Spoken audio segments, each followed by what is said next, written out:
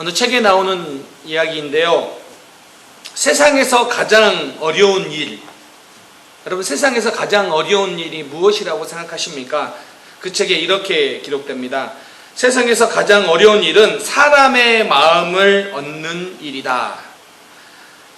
각각 얼굴만큼이나 다양한 각양각색의 마음은 순간에도 수만 가지 바뀌고 또 그런 얼굴들이 떠오르는데, 그 바람과 같은 마음을 머물게 한다는 건 정말 어려운 일이다 라는 이야기가 있습니다. 인생을 좀 살아본 분들이면 거의 공감하실 거라고 생각합니다. 사람의 마음을 얻는 것, 그것은 쉬운 일은 아니라고 생각이 되어집니다. 자녀 교육 전문가들도 자녀 관계를 위해서 자녀의 마음을 알아주라라고 말을 합니다. 그래서 부모들에게도 자녀들의 감정을 받아주는 훈련이 필요하다라고 말을 합니다. 여러분, 자녀들과의 관계에 있어서 그들의 마음을 받아주는 것이 쉽지 않기 때문에 그런 훈련이 필요하다라고 말을 합니다. 교회에서도 우리들은 자녀의 교육, 신앙 훈련, 이걸 강조합니다. 그런데 이제 많은 성도들이 이런 이야기를 해요. 설교를 듣거나 자녀 신앙훈련 세미나를 들으면 도전을 받는데 다른 엄마들만 만나고 오면 마음이 흔들린다고 그런 이야기를 많이 해요. 그러면서 제가 이제 최근에 한 설문조사를 봤는데 이런 이야기가 있었습니다. 부모들에게 물었습니다. 자녀들의 지성, 인성, 진로, 신앙, 이 네 가지 교육의 정도를 어떤 것들을 가장 큰 비율로 가르치는가라는 신앙가 설문조사를 했는데요. 여러분 한번 생각해 보세요. 지성, 인성, 진로, 신앙, 이 네 가지 중에 어떤 게 1위일 것 같습니까? 첫 번째 1위가 뭐냐면 인성교육이었어요. 인성교육. 2위가 지성교육. 아마 고등학교 되면 어려워서 가르칠 수가 없어서 2위를 밀려났을 거라 생각이 됩니다. 3위가 진로교육이에요. 진로교육. 4위가 신앙교육이었습니다.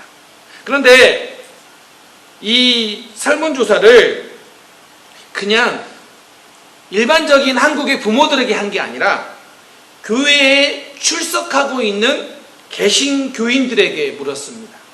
이게 교회 다닌 사람들에게 물은 거예요. 그러니까 당연히 교회 다닌 사람들에게 신앙교육이 첫 번째일 것 같은데 네 영역 중에 꼴등이 신앙교육이었습니다. 그래서 물었습니다. 왜 신앙교육이 이렇게 안 되는가라고 물었더니 가장 큰 걸림돌, 신앙교육의 걸림돌로 각자 너무 바빠 시간이 없어서였습니다. 두 번째가 부모의 얕은 신앙 때문에, 세 번째가 신앙교육의 방법을 몰라서. 아마 이 이야기를 들으면 많은 분들이 나는 어디에 해당되는가, 나는 어땠는가, 나도 아마 그러지 않았나 이런 생각을 할 거예요. 그런데 여러분, 스토미 오마산이 쓴 부모의 기도로 성년 자녀를 돕는다. 이분이 이제 이 기도 시리즈를 많이 쓴 분인데, 이 책에 보면 자녀들이 다 컸다고 해서 부모의 역할이 끝나지 않는다라고 말을 해요. 부모의 역할은 죽을 때까지 끝나지 않는다. 물론 완벽한 부모는 없지만 자녀를 위해 그 자녀가 성년이 되었다 하더라도 전심으로 기도하고 권면해라 라고 도전을 주고 있습니다. 저는 오늘 우리 성도님들이 오늘 말씀을 통하여서 우리 자녀들은 이미 커버렸는데, 어떤 자녀들은 결혼을 했는데, 어떤 분들은 내가 손녀가 있는데, 손자가 있는데, 이런 이야기 하실 수 있지만, 끝나지 않았습니다. 결단코 끝나지 않습니다. 이 권면을 듣고 오늘 말씀을 좀 여러분들이 마음속에 새겼으면 좋겠습니다. 오늘 창세기 10장은 노아의 족보입니다.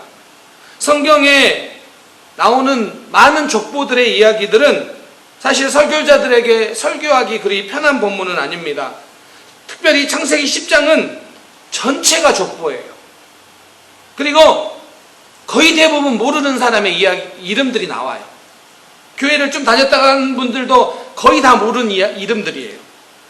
그렇기 때문에 지금 우리처럼 한 주에 한 장 혹은 두 번씩 이렇게 설교를 하는데 10장 딱 맞이하면 계속 이름만 나오고 끝. 그러니까 참 곤란한 본문 중에 하나예요.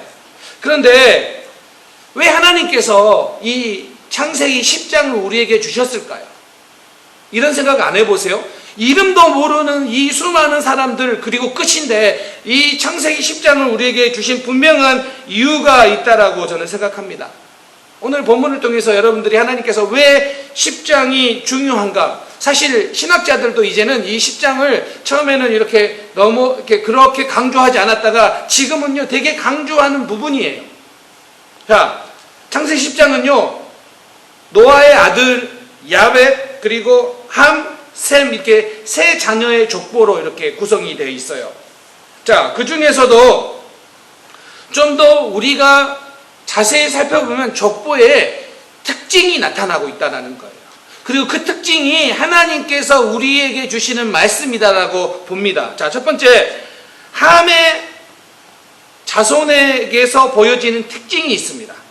오늘 6절부터 함의 자손을 이야기하고 있는데 6절 이렇게 시작합니다. 함의 아들은 구스와 미스라임과 북과 가나안이요 라고 이야기합니다. 8절에 함이 아들들을 낳았는데 이렇게 표현을 하는데, 자, 그 아들들의 이름 중에서 누가 나오냐면 구스가 또 니무롯을 낳았으니 그는 세상의 첫 용사라. 자, 이 전까지는 이 10장에서는요 족보가 이렇게 돼 있어요. 누구의 아들이요 라는 기법이에요. 족보를 이야기하는데 누구의 아들이 누구요 라는 방법으로만 이렇게 기술을 해요. 그러다가 갑자기 8절에서 구스가 또 니무롯을 낳았으니, 여기까지는 이상하지 않아 보여요. 그런데 갑자기 설명을 해요. 그는 세상의 첫 용사라 이렇게 이야기를 합니다. 니무롯이라는 이 사람에게 있어서 특별한 설명을 덧붙인다는 거예요. 그리고 그 설명이 뭐냐면 니무롯이 세상의 첫 용사라 이렇게 이야기합니다. 아마 첫 용사라라고 하는 거 보니까 당시에 이 니무롯은 명성을 띈 그런 사람으로 보입니다. 그리고 10절과 11절을 보면 그가 점령한 지역들을 막 설명을 해요. 좀 특이하게 설명을 하고 있는 거죠. 자, 이렇게 보면 함의 자손들 중에서 큰 인물로 보이는 한 인물이 기술이 되고 있어요. 근데 여러분, 우리가 지난주에 살펴봤잖아요. 함이 누굽니까? 아버지 노아의 벌거벗은 하체를 보고 말한 사람 아니에요? 그리고 함의 아들이 가나안이 저주받았잖아요. 그런데 오늘 여기에 보면 함의 자손 중에서 니무롯이 나오는데 이 니무롯은 첫 용사이고 그가 점령한 땅들이 엄청 넓다라는 표현을 설명을 하고 있다라는 겁니다. 자, 그러면 하나님이 이 니무롯을 통하여 우리에게 말씀하시고 있는 게 있어요. 니무롯은 두 가지 측면에서 큰 명성을 얻었어요. 개인적인 측면에서 명성을 얻었는데, 이 니무롯이라는 히브리어의 의미가 뭐냐면 반역이라는 의미예요. 반역. 그리고 니무롯은 첫 용사라고 했는데 이 용사라는 히브리어가 기보로인데 이게 뭐냐면 폭군, 독재자라는 의미도 있어요. 자, 그렇기 때문에 니무롯은 인간이 보기에는 용사로 보여질 수 있는 사람이에요. 그러나 하나님 앞에서는 그는 포악한 자다라는 의미예요. 그래서 9절에 보면 바로 이어서 그가 여호와 앞에 용감한 사냥꾼이 되었으므로, 여호와 앞에서 사냥꾼이 되었는데 여호와 앞에서, 이 앞에서에 해당하는 히브리어라는 이 의미가 어떤 거냐면 뭐뭇에 대항하여, against라는 의미예요. 그러니까 이 니무롯이 포악한 사냥꾼이 되었다라고 하는데, 이 부분을 성경학자들은 인간 사냥꾼이 되었다라는 의미로 해석을 해요. 그러니까 지금 그는 하나님을 대항하여서 살아가고 있는 사람으로 비춰지고 있어요. 또 한 가지 리므롯이 능력을 발휘했는데 정치적인 면에서 능력을 발휘했어요. 그가 많은 지역들을, 많은 나라들을 건설했는데 그 나라 중에서는 시날 땅에서부터 시작하여 아수르 지역에 이르는 넓은 땅들을 점령하였다라는 의미예요. 그러니까 얼마나 정치력이 뛰어났는지 넓은 지역을 점령한 사람으로 리므롯을 기록해요. 그리고 우리가 이제 10절에 보면 이 리므롯이 세운 나라 중에 아수르와 바벨론이 있고, 또 11장에 가보면 바로 다음 장이죠. 바벨탑이 세워진 곳이 시날 평지 있죠. 바로 리므롯의 영토예요. 자, 지금 족보에서 굳이 길게 설명하지 않지만 이 족보를 통해 우리에게 무슨 이야기를 하고 있냐면, 함의 족보에서는 하나님을 경외하는 일에는 관심이 없고 오직 세상에서 자기의 욕심을 채우는 일을 그들이 하고 있다. 그들이 그것에만 관심이 있다라고 표현을 하고 있어요. 게다가 홍수 이전에 세상이 죄로 관영했는데, 그때 창세기 6장에 보면 네피림이 있었고 그들이 강하다고 했는데 히브리어로 그걸 기보르라고 이야기합니다. 용사, 기보르. 자, 무슨 이야기냐면 함의 자손들은 홍수 이전의 삶, 죄악이 관연했던 홍수 이전의 삶을 쫓아 살아가고 있음을 보여주고 있다는 거예요. 그리고 또 바로 이어서 15절부터 나오는 함의 아들 가나안의 후손을 기록하고 있는데, 15절부터 18절까지 여러분 잘 들어보십시오.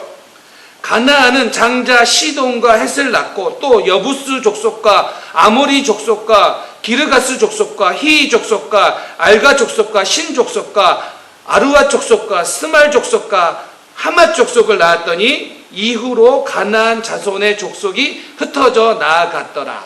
자, 여기서 나오는 가나안의 족속들, 가나안의 후손들은 다 어떤 사람들이냐면, 이제 나중에 여호수아가 가나안을 정복할 때 그곳에 살고 있는 원주민들, 즉 여호수아가 가나안 땅을 점령할 때 점령돼야 될 사람들의 자손들이 쭉 기록되고 있어요. 정복의 대상들이 쭉 기록되고 있어요. 그리고 그 가나안 사람들은 나중에 이들의 지금 종이 되는 삶을 살게 되어 있어요. 무슨 이야기를 하고 있냐면, 오늘 이 족보를 이야기하면서 너희들도 우리들도 한번 생각해 보라는 거예요. 함의 후손을 보면 어쩌면 세상적인 관점으로 보면 때로는 용사란 말을 들을 수도 있어요. 때로는 넓은 땅을 점령해 가고 있는 모습이 보일 수도 있어요. 그리고 가나안 땅이라는 그 땅을 점령하고 있는 것처럼, 차지하고 있는 것처럼 보일 수도 있어요. 그런데 중요한 것은 이거예요. 결국에는 그들은 하나님을 대적하는 사람들이고 종의 종이 되는 삶을 사는 사람들이다라는 것을 보여주고 있어요. 여러분, 그렇기 때문에 우리가 신앙생활하면서 다른 사람들이 보여지기에 용사란 말을 듣는 것, 그것에 우리의 마음을 뺏기거나 넓은 땅을 점령해 가고 있는 것처럼 보이는, 한때 점령해 가고 있는 모습을 보이는 것으로 우리의 마음을 다 뺏겨서는 안 돼요. 세상 사람들이 보여지기에 칭찬받는 것처럼 보이는 것, 인정받는 것처럼 보이는 것, 그 자리를 쫓아나가는 것이 아니라 우리의 삶의 중심은 하나님이어야 된다는 것을 보여주고 있는 거예요. 그러니 잠시 잘돼 보이는 함의 자손들을 보며 너의 마음을 빼앗기거나 너의 중심을 그것에 두지 말아라는 거예요. 이것은 오늘 우리에게도 동일해요. 신앙생활을 하는데 다른 사람들이 보기에 어떠한가에 여러분들이 중점을 두고 살면 우리는 함의 자손들이 살아가는 삶의 방식을 쫓아가고 있는 거예요. 사대교회를 볼까요? 요한계시록 3장에 나오는 사대교회. 계시록에 나오는 그 초대교회들 중에서 대부분 교회들이요, 외부로부터 핍박이 있었어요. 이단이 침투해서 교회를 어지럽게 하거나 예수를 믿는다는 이유로 박해를 받았어요. 그런데 이 사대교회는 외부로부터 받은 어려움이 없었어요. 오히려 이 사대교회는 이름이 알려진 유명한 교회였어요. 오늘날로 치자면 그 교회 이름, 그러면 그 교회 나 들어봤어, 나 그 교회 알아 라고 할 만한 그런 교회예요. 그러니까 자랑이 많은 교회겠죠. 성도 숫자로 치면은 자랑할 만한 숫자를 가지고 있고, 교회 재정으로 치면 큰 규모의 재정을 운영하는 그런 교회일 거고, 목회자의 유명세를 자랑하자면 아마도 유명하다라고 할 만한 그런 교회였을 거예요. 그래서 이 사대교회는 주변 사람들로부터 좋은 평판을 받는 교회라고 할 수 있어요. 그런데 중요한 것은 주님의 평가예요. 주님의 평가가 뭐냐면 이거예요. 사대교회를 향한 주님의 평가. 살았다라는 이름을 가졌으나, 그러니까 이거죠. 그 교회 좋은 교회 같아 라는 평판을 받아요. 그런데 살았다라는 이름을 가졌으나 죽은 자로다. 주님이 보시기에 그 교회는 죽었다라는 거예요. 우리가 깊이 생각할 부분이 여기에 있습니다. 사대교회는 계시록에 나오는 그 7교회 중에서 어쩌면 가장 초라한 교회로 생각이 되어져요. 다른 교회들은요, 칭찬을 받고 책망을 받았지만 사대교회는 바로 책망을부터 받아요. 그리고 그 책망을 받는데 뭐 특별한 잘못이 있느냐, 그것도 지적도 없어요. 그런 지적도 없어요. 어쩌면 이 사람들은 외적으로 보이기에는요, 좋은 평판을 받는 그런 교회로 보였을 거예요. 이 교회 다닌 성도들도 외적으로 보면 나 어느 교회 다녀요 라고 좋은 칭찬을, 평판을 받았을지 모르지만, 그래서 겉으로 보이기는 화려하고 겉으로 보이기는 무엇인가 내놓을 것이 있는 것처럼 보이지만, 그러나 그들의 신앙생활은 십자가와 먼 신앙생활, 십자가와 상관없는 신앙생활, 세상 사람들에게 그냥 보이기에 평판이 좋은 것으로만 만족하는 이 사람들을 향하여 주님이 뭐라고요? 살아있다는 이름은 가졌으나 죽은 자로다. 이런 책망을 받았다라는 것입니다. 오늘 우리도 마찬가지 아닙니까? 함의 후손들 용사예요. 첫 번째 용사. 넓은 지역을 점령해 나가고, 어쩌면 그런 상황들을 보면서 저 집 부럽다, 저 후손이 부럽다, 저 집 잘 되고 있는 것 같다라고 겉으로 보이기는 그럴 줄 모르나 하나님 말씀하시는 거예요. 그게 다가 아니라 그들은 하나님을 대적하는 자들이고 그들은 종의 종이 될 수밖에 없는 자들이다라고 경고하면서 우리에게 말씀하시는 거예요.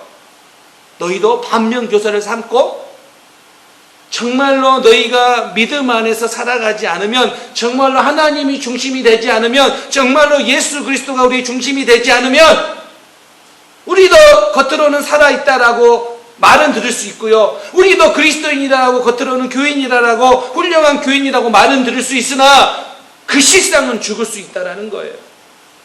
오늘 이 말씀이 우리에게 나태해지고 점점 게을러지면서 우리 마음대로 그냥 우리 멋대로 신앙생활을 하려고 하는 우리에게 큰 경고로 다가오는, 우리를 깨우는 말씀이 될 수 있기를 바랍니다.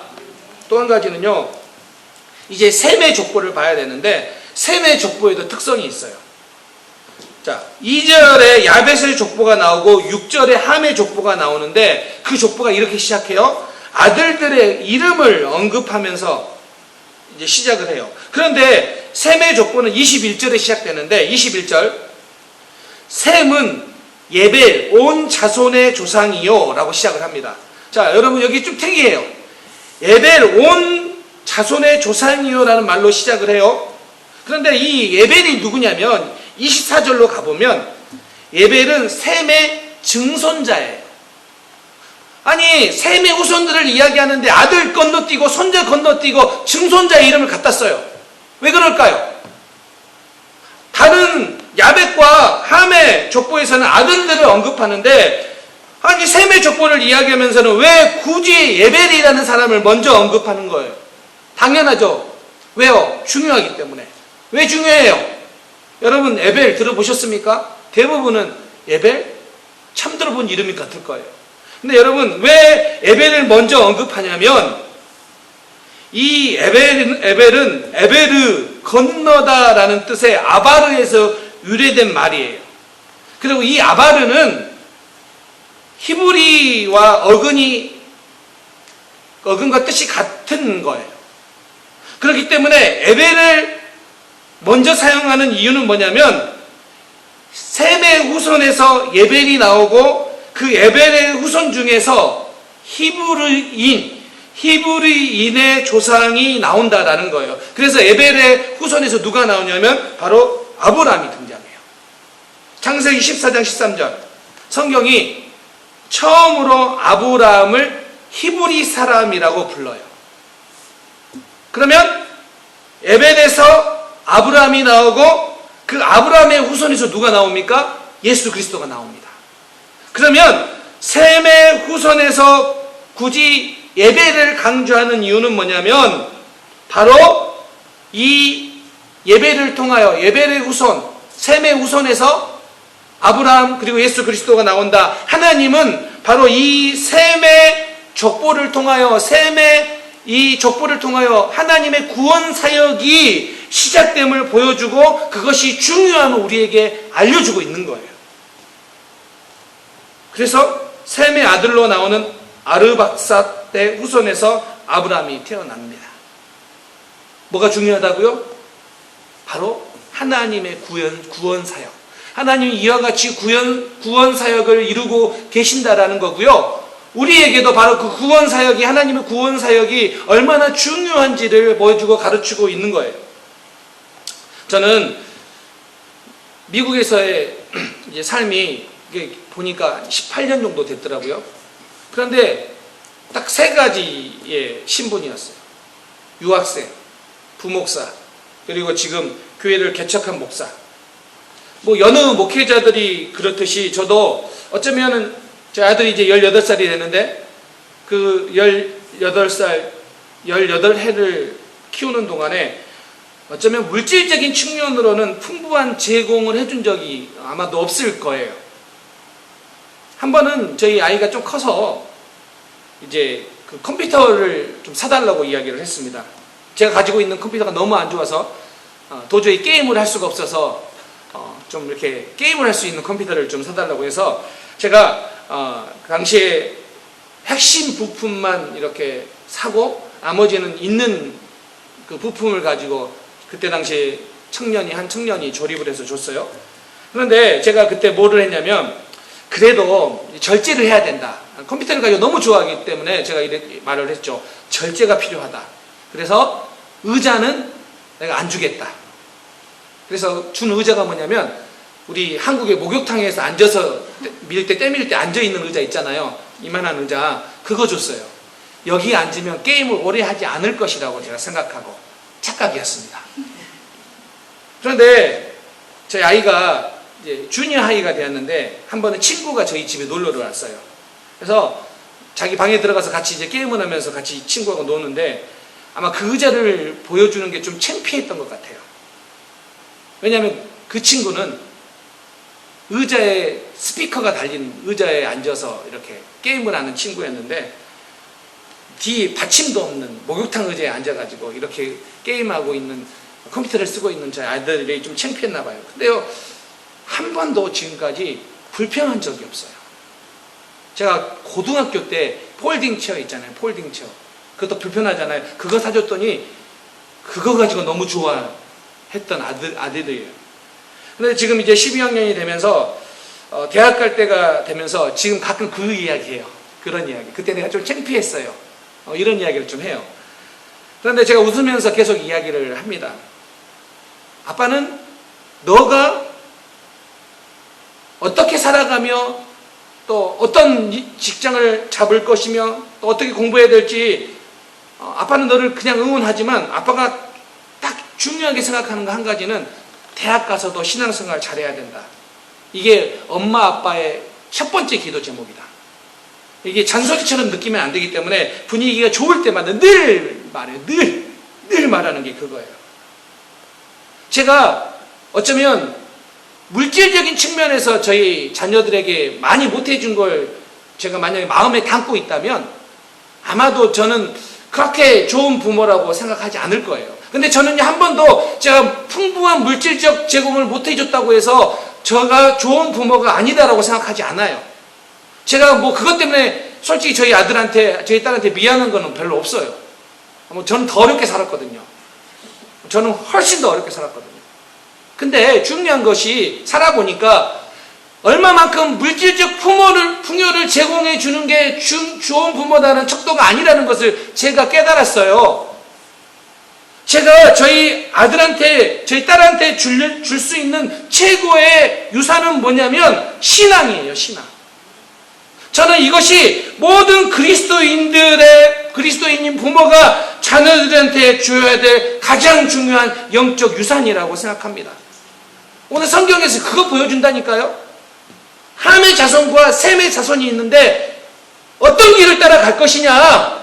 어쩌면 함의 자손이 더 많은 물질을 물려줄 수 있는 부모의 모습일 수도 있어요. 그러나 성경은 지금 뭘 강조하고 있습니까? 너희가 셈의 자손으로 살아가고 있다. 너희가 구원사역 예수 그리스도가 이 땅 가운데 온 이유, 목적이 무엇인지를 깨닫고 살아가라. 자, 그러면 우리도 이 족보를 쓰고 있는데 우리 자녀들에게 뭘 줄 거냐는 거예요. 우리 자녀들에게 무엇을 물려줄 거냐는 거예요. 이거 분명히 하라는 거예요. 대충 세상에서 보이는 많은 물질, 많은 것들, 많은 성공, 이것만 쫓아가다 보면 어느 순간 너희도 함의 자손처럼 살아갈 수 있다라는 경고를 우리에게 주고 있다라는 거예요. 제가 어느 짤막한 목사님의 설교, 한 2분도 안 되는 설교를 잠깐 들었는데, 예화를 들었는데, 저도 많이 공감이 되었고, 사실 저도 그렇게 하고 있는 부분이어서 잠깐 나눕니다. 그 목사님 교회에서 어떤 한 자매가 이제 집을 떠나서 살고 있는데 삶이 너무 힘들어서 어느 날 멀리 있는 엄마에게 전화를 해서 물었다고 합니다. 엄마는 삶이 너무 힘들 때 어떻게 해? 삶이 너무 힘들어서 내가 혼자서는 도저히 감당하기 어려운 일을 만났을 때 어떻게 해? 라고 엄마한테 조언을 구한 거예요. 그때 엄마가 그 통화를 받고 울면서 이렇게 말합니다. 그래서 엄마는 기도해. 이 한마디의 이야기를 딸이 전해 듣고 나서 그가 나중에 그렇게 이야기했다는 거예요. 그 한마디 때문에 신앙의 도전을 받고 힘을 내었습니다. 저는요, 저희 부부도 늘 저희 자녀들에게 강조하는 게 그거예요. 많은 물질이 아니라 그래서 아빠도 엄마도 기도해. 저희 자녀들이 엄마 아빠의 기도가 세상의 물질보다 더 풍성한 유산이다라고, 더 감사하다라고 고백할 날이 저는 당연히 반드시 올 거라고 저는 믿습니다. 사랑하는 성도님들, 여러분들이 자녀들에게 줄 수 있는 것, 가장 좋은 것, 가장 중요한 것이 무엇입니까? 그래서 엄마가 기도했잖아. 네가 어려워하고 네가 아파하고 네가 힘들어하는 그곳에 있을 때 그래서 엄마는 기도했잖아. 그리고 우리 자녀들이 그 기도를 알고 그들이 다시 한번 하나님의 은혜 가운데 머물고 하나님을 붙잡고 살아갈 수 있는 일이 여러분들의 가정 가운데 있기를 소망합니다. 잠언 22장 6절 마땅히 행할 길을 아이에게 가르치라. 그리하면 늙어도 그것을 떠나지 아니하리라. 저는 언젠가 여러분의 모든 자녀들이 그런 고백이 할 날이 오기를 꼭 바랍니다. 엄마의 기도 때문에, 아빠의 기도 때문에 내 인생의 가장 어려운 그 고비를 잘 넘겼어요. 감사해요. 감사해요. 이 고백이 우리 모든 공동체 가운데 있는 큰 큰 은혜이기를 소망합니다.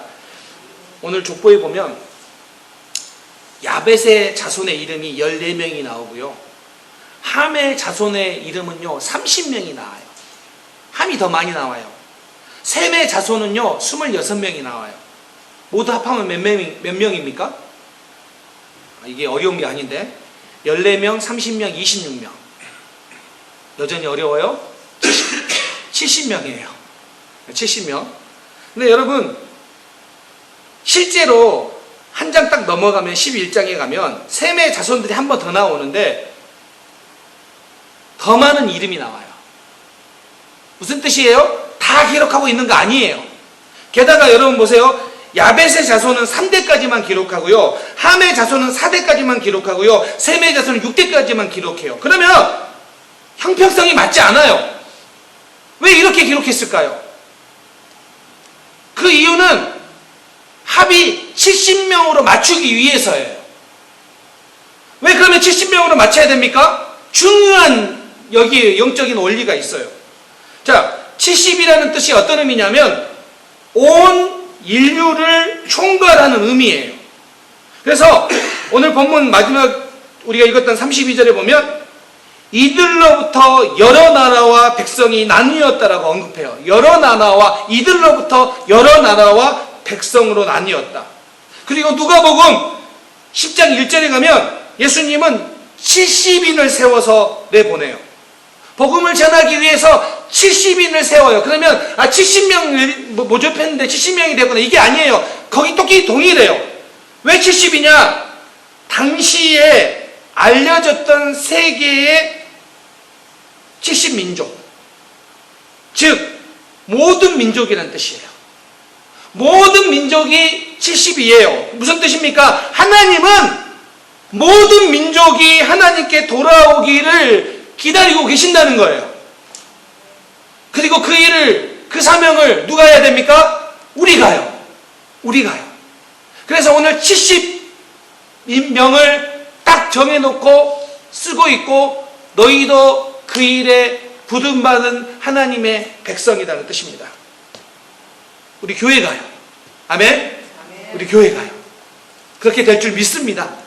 이 소망을 가지고 우리가 기도하고 나아가야 될 줄 믿습니다. 말씀을 마무리하려고 합니다. 여러분, 우리가 그리스도 안에서 믿음으로 살아간다는 것은 믿음의 족보를 이루어가고 있는 거예요. 마태복음도 족보로 시작합니다.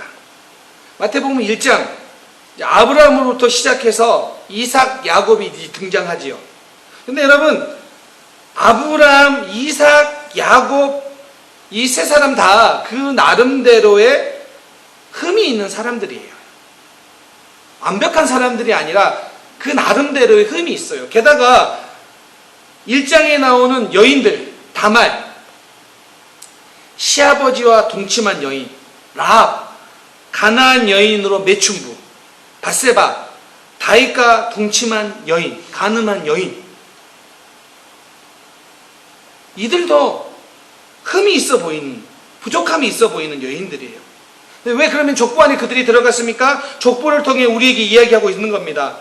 예수 그리스도 안에서 믿음으로 살아가다 보면 세상적인 관점에서는 부족함이 있어 보이지만 주님께서 그 믿음의 족보를 이어가게 해주신다는 뜻이에요. 그러니까 우리가 부족함이 있지만, 우리는 부족하지만 하나님께서 우리 믿음의 족보를 이어가게 해주신다는 뜻이에요.